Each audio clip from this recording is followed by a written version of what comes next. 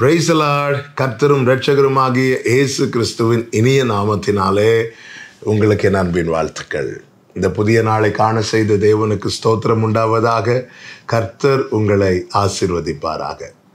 Mark சுவிசேஷம் 9வது அதிகாரம் 27வது வசனம்.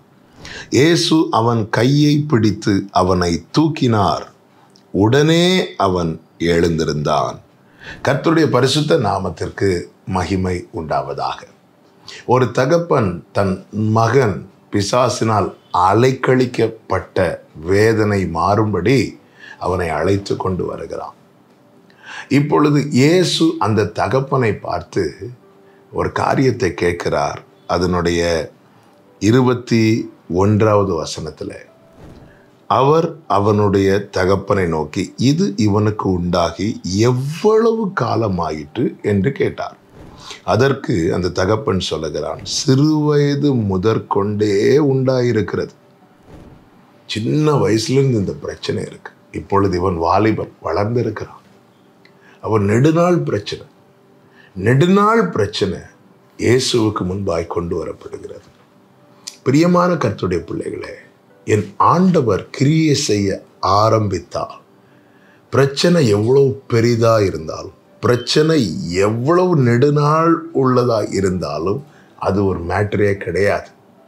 கர்த்தர் ஒரு விடுதலை கொடுக்க தீர்மானித்து தம்முடைய கிரியை வெளிப்படுத்த ஆரம்பித்தால் அந்த விடுதலை என்பது உடனே கிடைக்கும். அவருக்கு முன்பதாக அவருடைய பிரசன்னத்தினாலே பர்வதங்கள் எல்லாம் மெழுகு போல உருகி போகுமா. அவ்வளோ பெரிய தேவனை நாம் ஆராதிக்கிறோம். அவ்வளோ பெரிய தேவனை நாம் தெய்வமாய் கொண்டு இருக்கிறோம். இந்த தகப்பன் ஆரம்பத்தில் சீஷர்களுக்கு முன்பாய் கொண்டு வந்து வைக்கிறான். முடியவில்லை, அவர்களால் முடியாமற் போயிற்று. இப்பொழுது தேவ சமூகத்தில் ஆண்டவரிடத்துல கொண்டு வருகிறான். ஆண்டவர் விசாரிக்கிறார், எவ்வளோ நாள் அந்த பிரச்சனை இருக்கு? சின்ன வயசுலேருந்தே இருக்கு ஆண்டவரே. உடனே இயேசு சொல்லுகிறார், விசுவாசித்தால் கூடும், விசுவாசிக்கிறவனுக்கு எல்லாம் கூடும். அந்த தகப்பன் ஆண்டவரை பார்த்து சொல்லுகிறார், விசுவாசிக்கிறேன் ஆண்டவரே, ஆகிலும் என் அவிசுவாசம் நீங்கும்படி எனக்கு உதவி செய்யும். விசுவாசிக்கிறியா? என்ன விசுவாசிக்கணும்? ஆண்டவரை, எத்தனை நாள் ஆன பிரச்சனையானாலும், எவ்வளோ பெரிய பிரச்சனையானாலும் நீங்கள் நினச்சா மாறும். நீங்கள் நினச்சிட்டிங்கன்னா மாறிடும். நம்ம இயேசுவுக்கு முன்பாக கொண்டு வந்து வைக்கிறோம். ஆனால் இந்த விசுவாசம் நமக்குள்ளே இருக்கிறதா? இந்த நம்பிக்கை நமக்குள்ள இருக்கிறதா? நீங்க நினைச்சீங்கன்னா மாறும் ஆண்டவரே. நீங்க நினைச்சா ஆசீர்வாதம் தான். என்ன மறந்தா எங்கே போவேனா? இயேசு என்ன செய்தார் தெரியுமா? அதனுடைய 25வது வசனத்தில், அப்பொழுது ஜனங்கள் கூட்டமாய் ஓடி வருகிறது இயேசு கண்டு அந்த அசுத்தாவியை நோக்கி, ஊமையும் செவிடுமான ஆவியே, இவனை விட்டு புறப்பட்டு போ, இனி இவனுக்குள் போகாதே என்று நான் உனக்கு கட்டளையிடுகிறேன் என்று அதை அதட்டினார். என் ஆண்டவரை குறித்து வேதம் சொல்லுகிறது, அவர் சொல்ல ஆகும், அவர் கட்டளையிட நிற்கும். அப்பொழுது அது சத்தமிட்டு அவனை மிகவும் அலைக்கழித்து புறப்பட்டு போயிற்று. எது? அந்த அசுத்தாவி.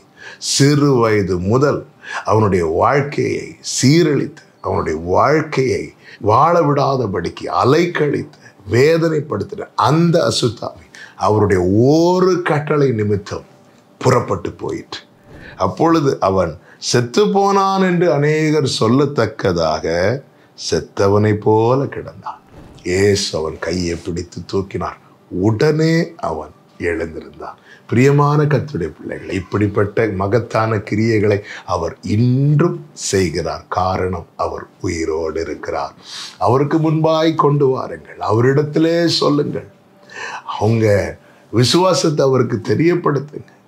உங்கள் அவிசுவாசத்தை ஆண்டவர்கிட்ட சொல்லி அதை நீங்கும்படி உதவி கேளுங்க. இங்கே தகப்பன் சத்தமிட்டான் என்று சொல்லப்பட்டிருக்கிறது. 24வது வசனத்தில், விசுவாசிக்கிறேன் ஆண்டவரே, அவிசுவாசம் நீங்கும்படி உதவி செய்யும் என்று கண்ணீரோடே சத்தமிட்டு சொன்னார். அப்போ அவன் ஜெபத்தில் கண்ணீர் இருக்கு, சத்தம் இருக்கிறது. அவன் காரியத்தை எல்லாம் சொல்றான், டீட்டெயிலாக சொல்றான். சின்ன வயசுல இருந்தே அவனுக்கு பிரச்சனை இருக்கு, எல்லாத்தையும் சொல்றான். இயேசு ஒரே ஒரு வார்த்தையை கட்டளையாய் பிறப்பித்தார், பிரச்சனை எல்லாம் சால்வ் ஆயிட்டு. நெடுநாள் பிரச்சனைக்கு உடனே தீர்வு இயேசுவின் சமூகத்தில் நிச்சயம் உங்களுக்கு உண்டு. கர்த்தர் உங்களை ஆசீர்வதிப்பார். நல்ல தகப்பன், இந்த நாளில் எங்களோடு பேசி பலப்படுத்தின கிருபைகளுக்காக நன்றி.